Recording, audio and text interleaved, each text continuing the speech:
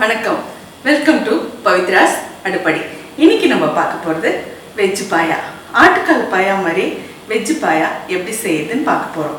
இன்னைக்கு நான் மஷ்ரூமில் உங்களுக்கு வெஜ் பாயா செஞ்சு காட்ட போகிறேன். வாங்க போகலாம். இன்னைக்கு நம்ம பார்க்க போகிற ரெசிபி வெஜ் பாயா. வெஜ் பாயா எப்படி செய்யுதுன்னு பார்ப்போம். நான் வெஜ் பாயாவுக்கு இன்றைக்கி மஷ்ரூம் எடுத்திருக்கேன். நீங்கள் எல்லா காயும் போடுறதா இருந்தாலும் போட்டுக்கலாம். ஒரு வெங்காயம் எடுத்திருக்கேன், அதை கொஞ்சம் கொரன்னு அரைச்சிக்கோங்க. அதே மாதிரி 2 தக்காளி, இஞ்சி பூண்டு 1 ஸ்பூன் இல்லை 1.5 ஸ்பூன் எடுத்துக்கோங்க. அதில் 2 பச்சை மிளகாய் போட்டு நான் அதுவும் அரைச்சி வச்சுருக்கேன். 1.5 ஸ்பூன் மிளகாத்தூள், இது குழம்பு மிளகாத்தூள் தான். உங்களுக்கு மஞ்சத்தூள், பட்டை, லவங்கம், சோம்பு, பிரிஞ்சி இலை. மெயினாக இதுக்கு தேவையானது கொத்தமல்லியும் புதினாவும். தேங்காய் பால் 1/2 மூடி. இதில் ஒரு 4 முந்திரி போட்டு கொஞ்ச நேரம் ஊற வைங்க. அது ஊறினோடனே நீங்கள் தேங்காய் ஓடு போட்டு அரைச்சிட்டு வடிகட்டி பால் மட்டும் எடுத்துக்கோங்க. இப்போ எப்படி செய்யறதுன்னு பார்ப்போம். நான் இப்போது ஒரு கரண்டி எண்ணெய் ஊற்றிருக்கேன். கொஞ்சோண்டு தேங்காய் எண்ணெய், சும்மா 1 ஸ்பூன் விட்டுக்கோங்க. அதுக்கு தேங்காய் எண்ணெய். ஏன்னா இந்த வெஜ் பாயா உங்களுக்கு ஆட்டுக்கால் பாயா டேஸ்ட்டு வேணும்னா 1 ஸ்பூன் நான் தேங்காய் எண்ணெய் விட்டுருக்கேன். இப்போது பட்டை, லவங்கம் எல்லாம் போட்டுங்க. பொரிட்டோன்னு நம்ம அரைச்சி வச்ச வெங்காயம்,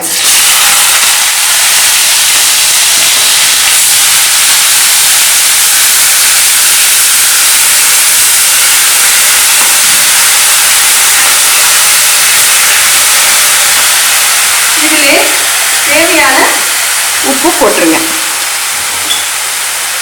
போட்டுட்டு மஞ்சள் தூள்,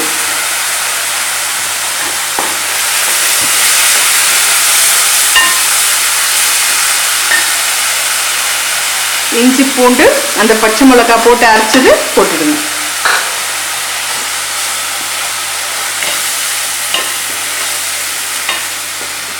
இப்போ தக்காளி போட்டுக்கோங்க. அது வதங்கிடுச்சு, தக்காளி போட்டுக்கோங்க.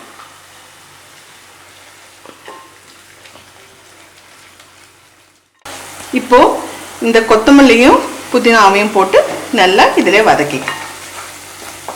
இதுக்கு மெயினாக இந்த கொத்தமல்லி புதினா தான் அந்த வாசனை உங்களுக்கு நல்லா எடுத்து கொடுக்கும்.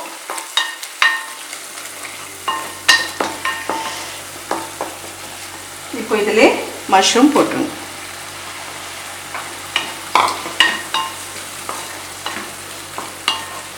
நீங்கள் எல்லா காயும் கூட போட்டுக்கலாம்.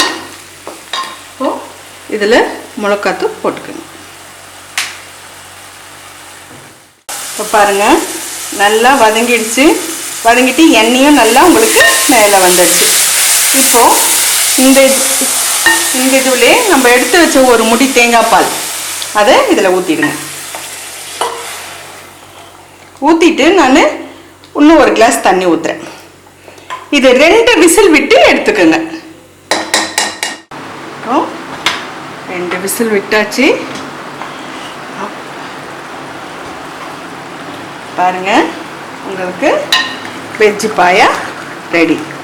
வெஜ் பாயாவும் உங்களுக்கு கொஞ்சம் தண்ணி இருக்கணும். திக்காக வேணால் உங்களுக்கு எவ்வளோ தண்ணி வேணுமோ நீங்கள் பார்த்து ஊற்றிக்கங்க. இப்போ உங்களுக்கு ரெடி ஆயிடுச்சு. தோசை, இட்லி எல்லாத்துக்கும் உங்களுக்கு சூப்பராக இருக்கும்.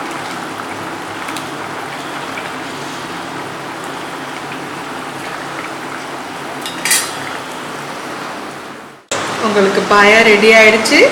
இது எப்படி இருக்குன்னு உங்கள் வீட்டில் செஞ்சு பார்த்துட்டு கமெண்ட் பாக்ஸில் சொல்லுங்கள்.